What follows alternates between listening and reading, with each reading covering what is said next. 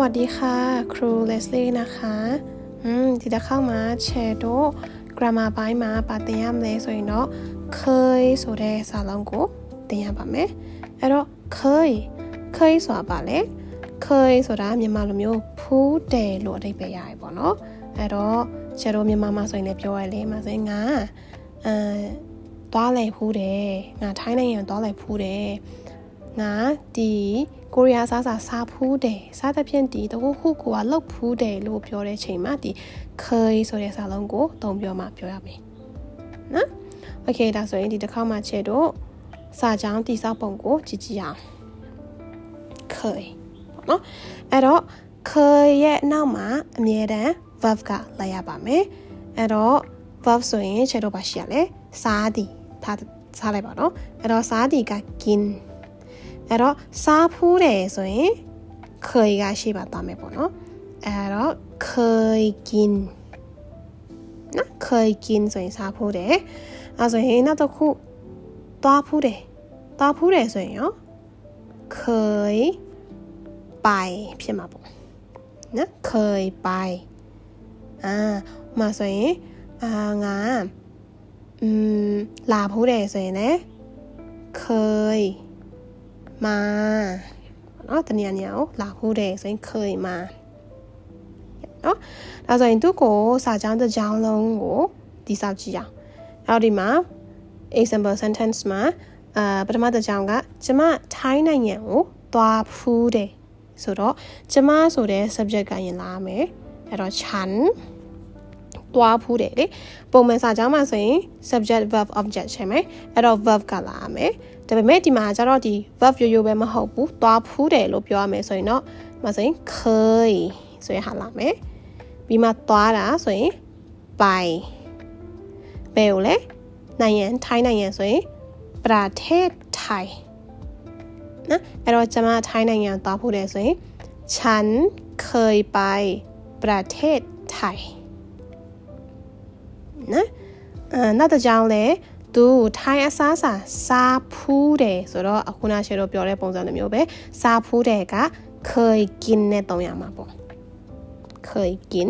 အဲ့တော့သူကဆိုရင်เขาเคยกินထိုင်းအစားဆိုရင်တော့อาหารไทยအဲ့တော့เขาเคยกินอาหารไทยသူထိုင်းအစားဖူးတယ်နော်နောက်တစ်ခုကမင်းဒီရုပ်ရှင်ကြည့်ဖူးလားအဲ့တော့လာပြီးမိခိုးစာလုံးလာဆိုတော့ခြေတို့ကမိုင်းနဲ့တွားရမှာဟုတ်တယ်နော်မိုင်းအဲ့တော့မင်းဆိုရင်တော့ခွန်းကြည့်ဖူးလားဆိုတော့เคยดูနော်အဲ့တော့ဒီရုပ်ရှင်ဆိုရင်တော့ရုပ်ရှင်ကหนังအဲ့တော့ရုပ်ရှင်ဒီဆိုတော့เรื่องကအကြောင်းအရာနော်ဒီရုပ်ရှင်ကားကြည့်ဖူးလားပုံစံမျိုးပေါ့မင်းဒီရုပ်ရှင်ကိုကြည့်ဖူးလားဆိုရင်ဒီလိုမျိုးပြောရမှာပေါ့နော်คุณเคยดูหนังเรื่องนี้ไหมคุณเคยดูหนังเรื่องนี้ไหมလို့ပြောရမယ်ပေါ့နော်ရမယ်နော်အဲ့တော့ဒါကเคยကိုsentence တိစောက်တဲ့ဥပမာစာကြောင်းလေးပဲရှင်းမယ်နော်โอเคဒါဆိုရင်ကိုကလောက်ဖူးတယ်ဆိုရင်တော့เคยလို့ပြောမှာပေါ့နော်ဒါပေမဲ့မလောက်ဖူးဘူးဆိုရင်ရောအငင်းစာကြောင်းလာတော့မယ်အဲ့တော့အငင်းစာလုံးကခြေလို့တည်ထားတယ်ဗာလေမိုင်ရှင်းမယ်အဲ့တော့မိုင်ကိုခြေတို့က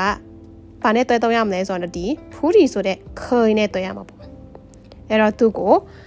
မိုင်เคยဖြစ်သွားမယ်နော်သူကလည်းတူပဲပေါ့နော်မိုင်เคยရဲ့နောက်မှာ verb ကလိုက်မယ်ဆိုရင်တော့မိုင်เคยမှာထားလိုက်ပါတော့စားတယ်မစားဖူးဘူးဆိုရင်กิน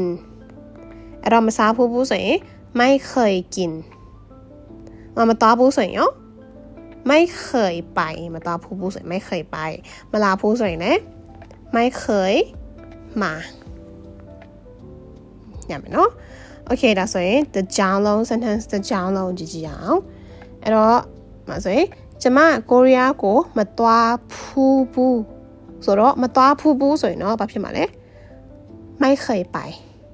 ပေါ့ เนาะไม่เคยไปเราจะมาဆိုတော့ฉันไม่เคยไปโกเรียဆိုတော့เกาหลีนะเกาหลีကโกเรียလို့အဓိပ္ပာယ်ရမယ်ပေါ့เนาะအဲ့တော့ฉันไม่เคยไปเกาหลีညမနော်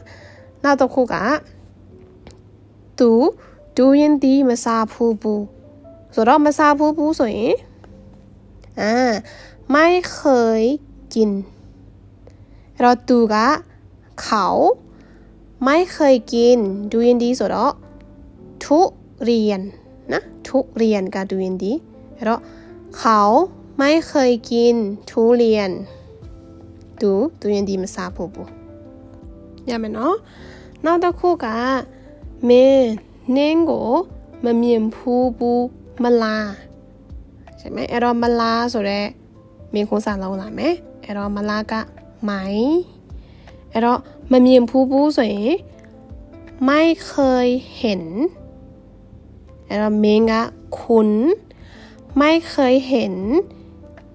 နင်းဆိုရင်ကျတော့ကหิมะဖြစ်မယ်หิมะအဲ့တော့မင်းနင်းမမြင်ဘူးမလားဆိုရင်คุณไม่เคยเห็นหิมะใช่ไหมนะใช่ไหมพี่ไหมเนาะคุณไม่เคยเห็นหิมะใช่ไหมแม่เน้นโกมันมีภูมาลาแบบนี้นะคะอย่างไหมเนาะไอ้เรามันเราภูสวยไม่เคยมันสิอันนาวกา verb เดี๋ยวไรไม่ปนเนาะไม่เคยกินไม่เคยเห็นไม่เคยดูไม่เคยไปสาธารณชนด้วยนะคะအဲ့တော့ဒီနောက်တစ်ကြောင်းမှာဆက်ကြည့်အောင်အဲ့တော့မှာဆိုရင်ဖူးပြီးပြီပြောရပေါ့နော်မြန်မာမှာဆိုရင်လည်းငါဒီဆိုင်ကိုတော့ဖူးပြီးပြီငါအင်္ဂလိပ်ထိုင်းစာသင်ဖူးပြီးပြီငါတရုတ်စာသင်ဖူးပြီးပြီစသဖြင့်နေဆိုရင်ဖူးပြီးပြီလို့ပြောရှင်နေဆိုရင်ပြီးပြီဆိုတဲ့แล้วနဲ့အနောက်မှာဆက်ပြရမယ်အဲ့တော့เคยပြီးမှ verb လာမယ်แล้วအဲ့ဆိုရင်တော့ဖူးပြီးပြီဆိုရင်เคยไปแล้วงาซาพูบีบีဆိုရင်လည်းเคยกินแล้วใช่ไหมนะโอเคဒါဆိုရင်ချက်တော့အောက်ကဥမာစာကြောင်းလေးကြည့်ကြည့်မယ်အဲ့တော့ဒီမှာဆိုရင်ကျမချင်းမိုင်ကိုသွားဖူးပြီးပြီအဲ့တော့သွားဖူးပြီးပြီဆိုရင်တော့เคยไปแล้วนะအဲ့တော့ကျမဆိုတော့ฉันเคยไปแปลว่าเชียงใหม่ก็เชียงใหม่แล้วนะฉันเคยไปเชียงใหม่แล้วจะมาเชียงใหม่ก็ตาพูบีบีนั่นแต่จังกะจะนอกโตအရင်ကတွေ့ဖူးပြီးပြီဆိုရင်တွေ့ဖူးပြီးပြီဆိုရင်တော့เคยเจอแล้วนะအဲ့တော့ကျွန်ုပ်တို့ဆိုတော့พวกเราเคยเจอกันแล้วนะกันရဲ့တဲ့ဘယ်ကကြားသည်အဲ့တော့ပြောချင်တာငါတို့တွေတွေ့ဖူးကြပြီးပြီတွေ့ဖူးပြီးပြီပေါ့အဲ့လိုမျိုးအဓိပ္ပာယ်ပဲนะคะအဲ့တော့ကျွန်ုပ်တို့ငါတို့အရင်ကတွေ့ဖူးပြီးပြီဆိုရင်พวกเราเคยเจอกันแล้วนะနောက်တစ်ခုကလည်းမင်းအိန္ဒိယအစားစားဖူးပြီးပြီမလားလာပြန်ပြီမိကုန်းစာလုံးမလားဆိုတော့ใช่ไหมအဲ့တော့စားဖူးပြီးဆိုရင်เคยกินแล้วအဲ့တော့မင်းဆိုရင်တော့คุณเคยกินอาหารอินเดียแล้วใช่ไหมမင်းအိန္ဒိယအစားကိုစားဖူးပြီးပြီမလားဆိုရင်คุณเคยกินอาหารอินเดียแล้วใช่ไหมนะคะဒါဆိုရင်ရမယ်နော်အဲ့တော့ဒီတစ်ခါမှာရှယ်အား၃ကြောင်းလေးပြောထားရယ်နော်အဲ့တော့ပထမတစ်ကြောင်းကဖူးတယ်ဆိုရင်ဒီတိုင်းရိုးလေးပဲเคยပြီးမှအနောက်မှာ verb လာမယ်เคยกินเคยไปเคยมาเคยทำနောက်တစ်ခုကမလုပ်ဘူးဆိုရင်ไม่เคยအဲ့တော့ไม่เคยกินไม่เคยไปไม่เคยมาไม่เคยทำ နော်နောက်တစ်ခုကလောက်ဖူးပြီးပြီဆိုတော့เคยกินแล้วเคยไปแล้วเคยมาแล้วเคยทำแล้วစသဖြင့်ပေါ့ရမယ်နော်အဲ့တော့ဒီเคยဆိုတဲ့ဒီဖူးဒီဆိုတဲ့စာလုံးကိုရမယ်လို့ချင်ပါတယ်ဒါဆိုရင်นักเรียนทุกคนနားလည်ပြီဆိုရင်ဒီဗီဒီယိုရဲ့အောက်မှာစာကြောင်းလေးပေါ့နော်ကိုယ်ပိုင်စာကြောင်းလေးရေးကြည့်ရအောင်ကျွန်တော်ကဆိုရင်ထိုင်းစာသင်ဖို့တယ်ကျမကဆိုရင်ကိုရီးယားစာဖို့တယ်စသဖြင့်ကိုယ့်ရဲ့ကိုယ်ပိုင်စာကြောင်းလေးနော်เคยနဲ့တကြောင်ရေးမယ်ไม่เคยနဲ့တကြောင်ရေးမယ်เคยแล้วဆိုပြီးမှ၃ကြောင်ရေးကြည့်အောင်နော်ပြီးမှချက်ကပြန်မှစစ်ပေးမယ်ပေါ့โอเคပါဒါဆိုရင်ဒီဗီဒီယိုကကျတော့ဒီလောက်ပါပဲဒါဆိုရင်နောက်ဗီဒီယိုမှာတခြားစာလုံးတွေကိုครูနဲ့သူဆက်ပြီးမှလေ့လာကြမယ်เนาะถ้าอย่างนั้นก็สวัสดีค่ะเจอกันใหม่นะคะบ๊ายบายค่ะ